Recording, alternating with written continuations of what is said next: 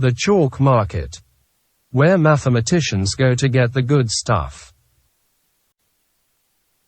Filmmaker Kyung Lee never dreamed she'd become a dealer.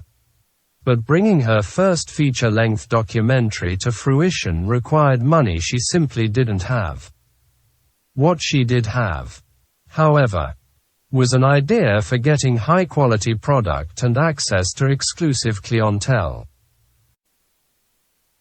It all started about a year prior when UC Berkeley math professor David Eisenbud was a visiting professor at University of Tokyo. His host said to him, "You know, we have better chalk than you." Eisenbud replied, "No you don't. Chalk is chalk." When he returned to his office, there was a box of Hagoromo brand chalk waiting for him. The moment he placed a piece of that chalk against a blackboard, felt the smooth action, and saw the crisp, thick line it produced, Eisenbud realized he'd been wrong. There's chalk, and then there's Hagoromo.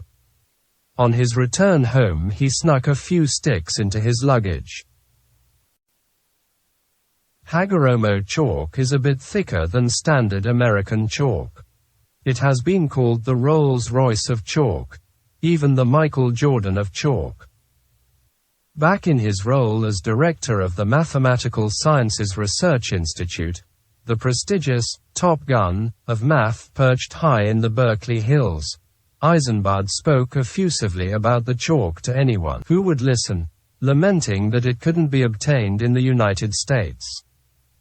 One of those who overheard his ravings was Lee, who at the time was editing an MSRI-sponsored film about prime numbers. While some may have been taken aback by Eisenbud's enthusiasm for the chalk, it came as no surprise to Lee. Though of Korean descent, she grew up in Japan where Hagoromo chalk was a staple of the classroom.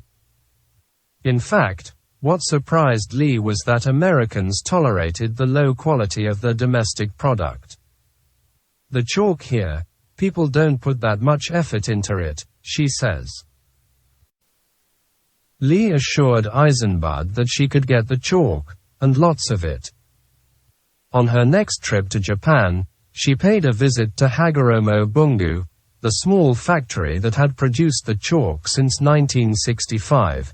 It's said that an earlier incarnation of the business was destroyed in World War II.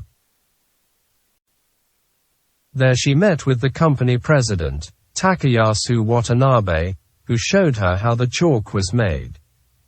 "It's complete craftsmanship," she says. "They change the proportion of ingredients constantly, like they were experimenting with it. It is a good product." Watanabe told her that Hagoromo Bungu had never extended its market beyond Japan and Korea, in part because he was uncomfortable doing business in English. Lee shipped home more than 60 cases of Hagoromo chalk, poised to become the only source for the precious stuff in the United States. Her first customer was Eisenbud. The rest were mathematicians he sent her way. In America, chalk is cheap.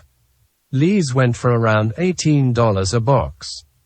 Nonetheless, when she kicked off her small operation in 2012, grad students, postdocs, and professors from all over the country flocked to her because they had nowhere else to get their fix. Hagoromo chalk is a bit thicker than standard American chalk. And it's coated, giving it a slick feel and protecting the fingers from dust. It glides smoothly across the blackboard, producing a consistent line with sharply defined edges. And it's durable, difficult to snap between the fingers. It has been called the Rolls-Royce of chalk, even the Michael Jordan of chalk. The latter analogy implies that the chalk is no mere tool, but itself possesses some kind of power. Indeed, some suggest that Hagoromo gives the user a mental boost, that with the chalk in hand theorems practically write themselves. Perhaps I should pause for a moment to acknowledge that this all seems crazy. Like Professor Eisenbud once did, you are likely thinking, chalk is chalk. How can something that children use to play tic-tac-toe on the sidewalk inspire such fervent adoration among a group of people whose minds are otherwise occupied with topics of immense complexity? So let's consider for a moment this simple writing implement. Chalk occurs naturally, sometimes in dramatic formations, such as the jagged protrusions off the coast of the United Kingdom's Isle of Wight or the chalk pyramids jutting from the plains of Kansas. Chalk deposits formed during the late Cretaceous period, around 60 to 100 million years ago, when much of the planet was covered in warm, shallow seas. The calcite shells of a type of plankton called coccolithophores accumulated in vast quantities on seafloors, creating a layer of material known in geology as ooze. No kidding. Over many millions of years, the ooze was compressed into soft, porous, white rock, so much, in fact, that the Cretaceous was named for it. Creta is Latin for chalk. Tectonic upheaval and changing sea levels thrust the chalk strata up out of the sea, where it was collected by early humans. They found that the crumbly substance left a mark when scraped across a harder surface, the perfect thing for decorating the walls of caves. So when you hold a piece of chalk between your fingers, you're holding a piece of the geological history of the planet. And when you write with it, you're engaging in a tradition stretching back to our primitive ancestors, putting abstractions on the wall to make sense of our world. And that's what math is. Sort of. Nobody can define math, Eisenbud says. But I would say that it's the study of abstract relationships between things. It's a kind of science of analogies. Pure imagination plays a huge role, too. Math is the language of physics, he says, and increasingly it's the language of biology, information science, and computer technology. It really informs our world. It's part of everything. Mathematics has a craft aspect, especially in lectures. A good mathematics auditorium has 6 blackboards. A good lecturer can fill them, so at the end there's a whole panorama. And yet for something so fundamental, math is widely loathed, the source of bellyaches and heart palpitations for students everywhere. There's a fear that people have, Eisenbud says. Often because of a lousy elementary education. Alas! Communicating the importance, even beauty, of math to the general public is a vexing problem. To help solve it, MSRI sponsors a YouTube channel called Numberphile, featuring top-tier mathematicians exploring their favorite ideas in ways most can grasp. The channel has attracted over 400 million views. Not bad for such loathsome material. But in the auditorium at MSRI's Xing Shen Chern Hall, named for the late Berkeley professor considered the father of modern differential geometry, the math is a touch less accessible.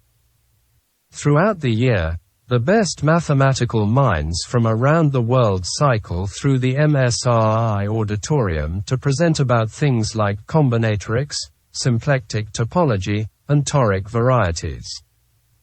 And yet, no matter how mystifying the theorems and equations are to the mathiverse, the common medium of communication at MSRI is the same one preferred by cave people everywhere: chalk and rock. Though in truth, today's blackboards are no longer made from slabs of slate. It might seem curious that mathematicians still use chalk and blackboards at all. Surely there's some kind of cutting-edge technology that would better suit their needs. Which brings us to another less obvious element of mathematics. Craft. Mathematics has a craft aspect, especially in lectures, Eisenbud says.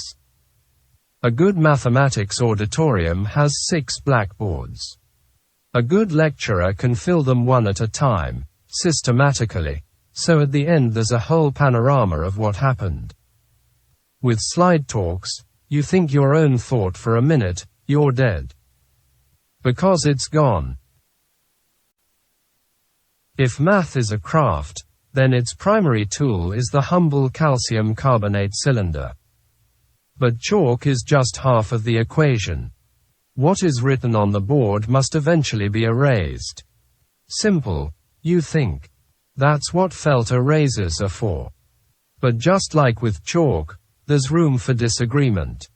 For example, Germans don't use erasers, according to Eisenbud. They wipe down the chalkboard with a wet rag or sponge, then use a squeegee to dry it. As a result, there's always a puddle in front of every chalkboard in Germany. You won't find felt chalkboard erasers at MSRI either. They use sponges wrapped in microfiber cloth, the kind used in auto detailing. You know, you can get silly about this stuff, Eisenbud says. But people get silly about all kinds of things. Silly or not, every craftsperson appreciates a good tool.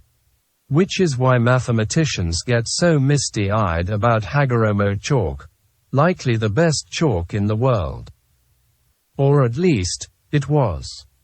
In 2014, Hagoromo Bungu announced it would close up shop in 2015.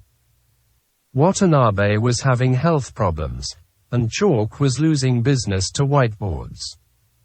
The word got out, and mathematicians the world over panicked. It was a crazy response, Lee says. Anytime the chalk got a media mention, she'd get around 100 requests a day. I just couldn't deal with it. I thought, I shouldn't have done this. Eisenbud wasted no time in contacting his trusty supplier. He ordered a lifetime supply of the stuff. If math is a craft, then its tool is the humble calcium carbonate cylinder. Which is why mathematicians get so misty-eyed about Hagoromo. All that anxiety-fueled amassing of chalk turned out to be unnecessary. A Korean company bought the brand along with its chalk recipe and specialized equipment. The company now sells it on Amazon.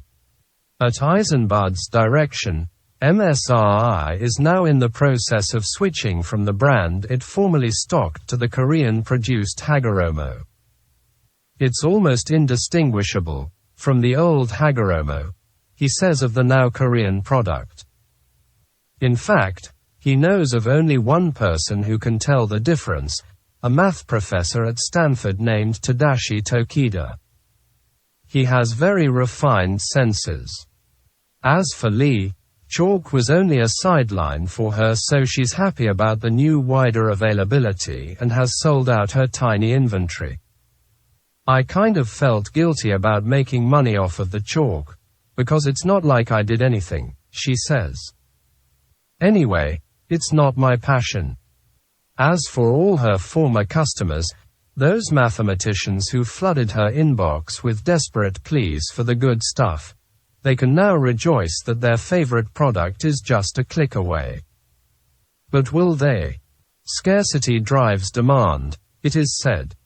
Certainly some of the appeal of Hagoromo arose from the difficulty in acquiring it. Now that any old fool can get a box, will its mystique diminish? As the summer school program at MSRI got underway, top-tier math students from universities around the world were arriving in Berkeley. They would soon be exposed to many of the greatest minds in mathematics, and to Hagoromo chalk. We'll be introducing a lot of people to this chalk, Eisenbud says. I just hope they don't take it all with them. If they do, Eisenbud will be fine. I have a closet full at home.